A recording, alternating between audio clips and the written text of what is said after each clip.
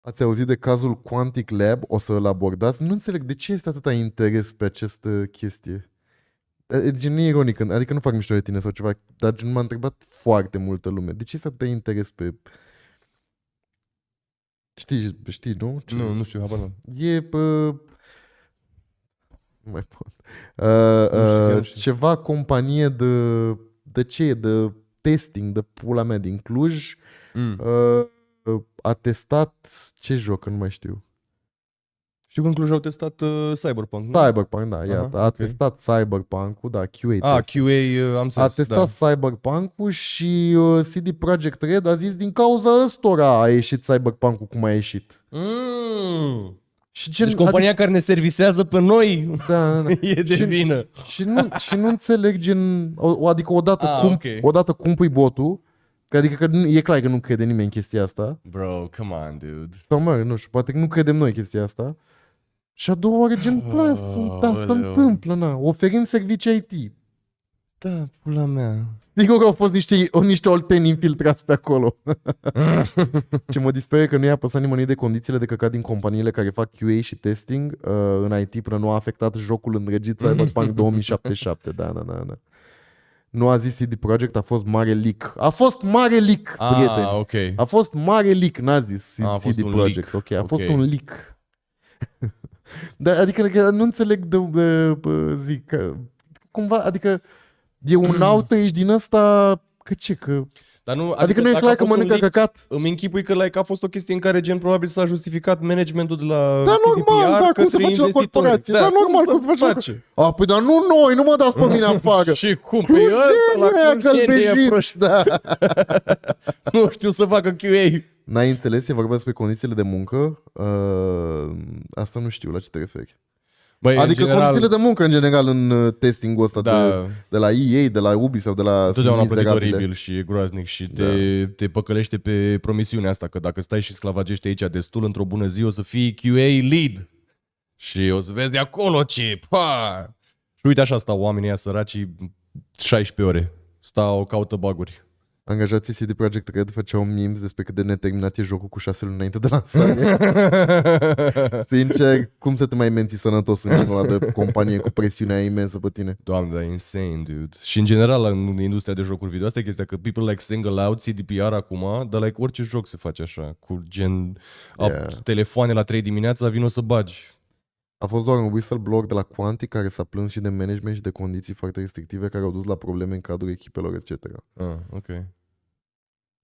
Eu fac QA și nimic din ce fac nu ajunge în proiect până nu există aprobare de la clientul care beneficiază de serviciu. Păi da, eu tocmai să zic că cine pune botul la ei, clar în plan că era vina lor, al lui CD Projekt. Adică oricât de incompetență ar fi ea de la testing, nu dai drumul la joc dacă...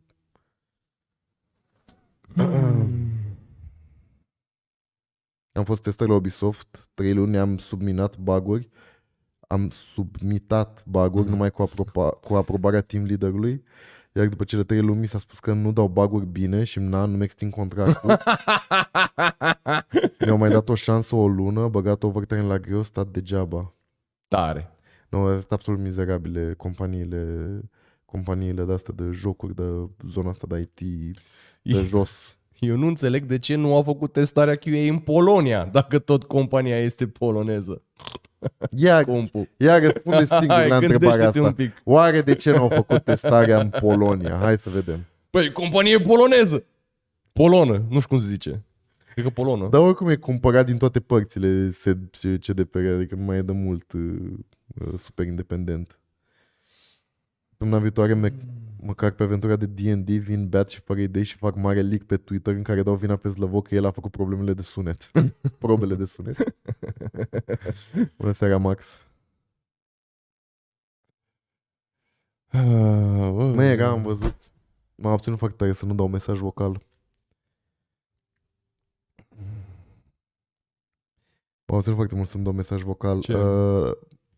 Am auzit la Pro FM pe 4 iulie, de Ziua Americii, nu-i așa? Da.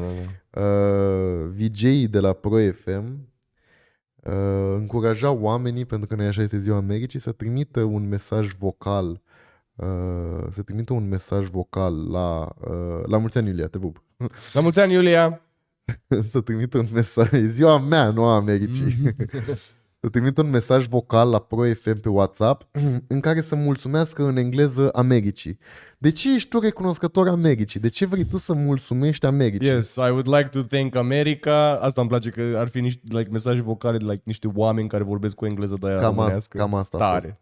Și m-am ținut atât de fiecare când mai aud asta, știi, cu EA, Ubisoft, pula mea, toate companiile astea care își bat joc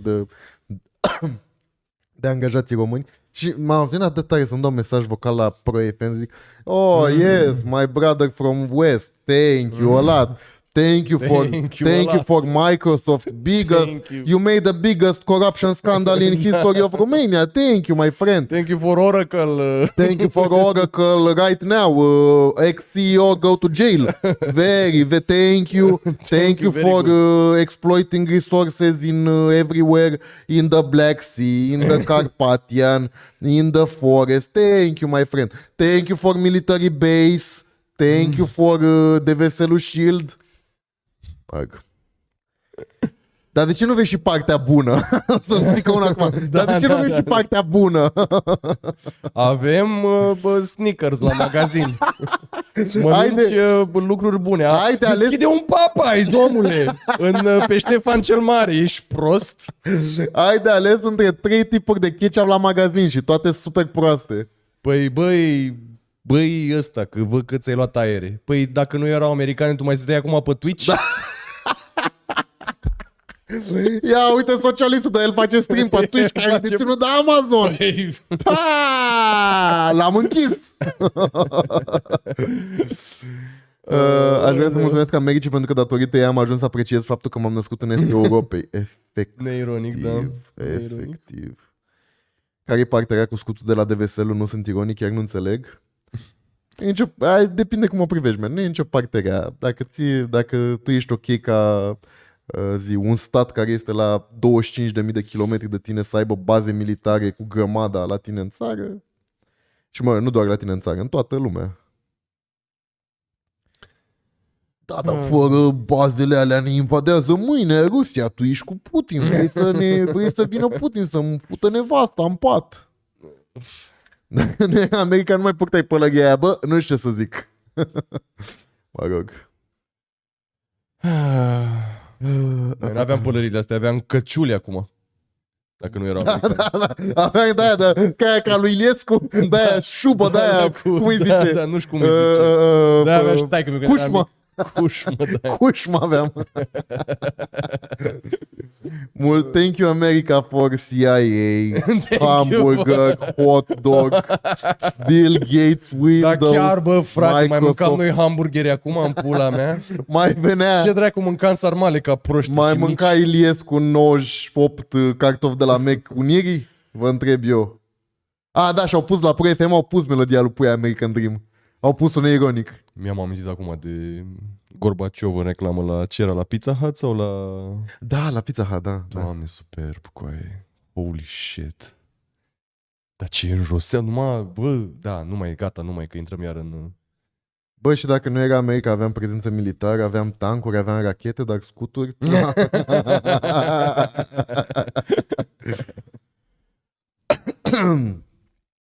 Adevărul e că dacă nu era America, n-aveam porumb.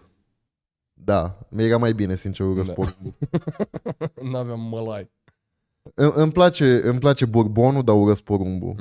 Bourbonul e singurul lucru bun făcut din porumb. Nu poți să mai zici un lucru bun făcut din porumb. Nici porumbul în tine.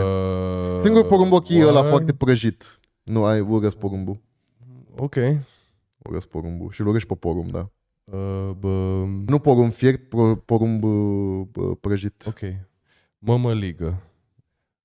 Mămăliga în toate formele ei, care este superbă. Taco shell-ul ăla căcat, care e din porumb, la mexicani. Bine, hai să zicem și tacos. Hai că tortilla se poate face în 15.000 de dalea. Da. Mai sunt produse din porumb, stați așa. Siropul. Siropul de porumb. Okay. Da, corn syrup. Ăla de ți-l pune în cola și faci boală. Da, bine, faci boală, dar e bun. Dar nu-i lasă UE să pună, pună la noi. Da. Pufuleți, corect, da, deși, mă rog. Loto cu brânză. Loto cu brânză, mulțumim. Doritos, Cheetos, uite, Cheetos nu-ți place? Îmi Acum trebuie să zici dacă se zice îmi, Cheetos. îmi place, dar preferam să avem ceva mai bun în loc de porumb. Da, mă rog. Dacă mai puneți să înlocuiesc toate produsele din porumb cu ceva mai bun, gen, nu știu, altă legumă mai bună... Popcorn nu-ți place?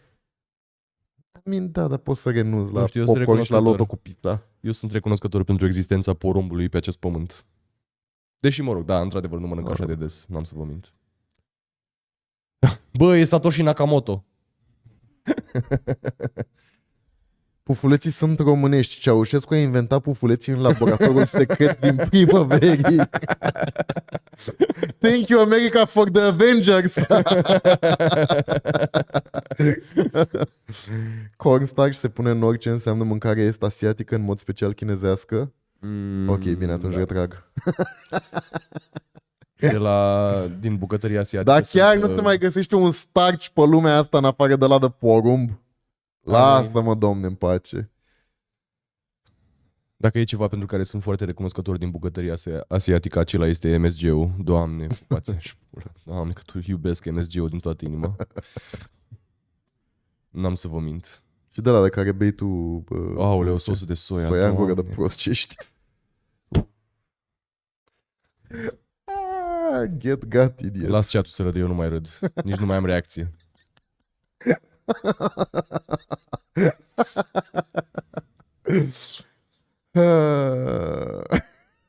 Efectiv, cât de tare îți poți urâ fratele Porumbescovici, urâciosule. Păpușoii sunt viața mea. Dacă nu ai mâncat păpușoi copt sau fiert, nu ai existat pe Terra. Copt îmi place. Copt îmi place. Și fiert. Băi, dar turbația de mănâncă de la orez de la conservă cu are tot zahărul din lume. Măi, efectiv, că mănânci desert. Orez cu lapte? Nu. Nu, men, orezul din conservă are o cărcă de zahăr și e dulce, efectiv. Abar nu am. N-ai mâncat niciodată porumb din conservă, gen bonduel sau alt căcat de la... porumb. Ai zis orez mai devreme. Scuze, porumb. Ok. Nu știam ce orez la conservă. Scuze, porumb.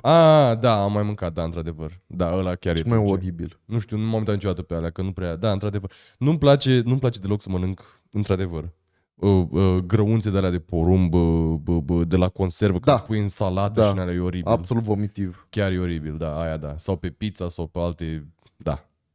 Am devenit corporatistă ca să am bani de sabul ăsta, pupici, îmi pare rău. Îmi cer scuze atunci. Am meritat o viață de...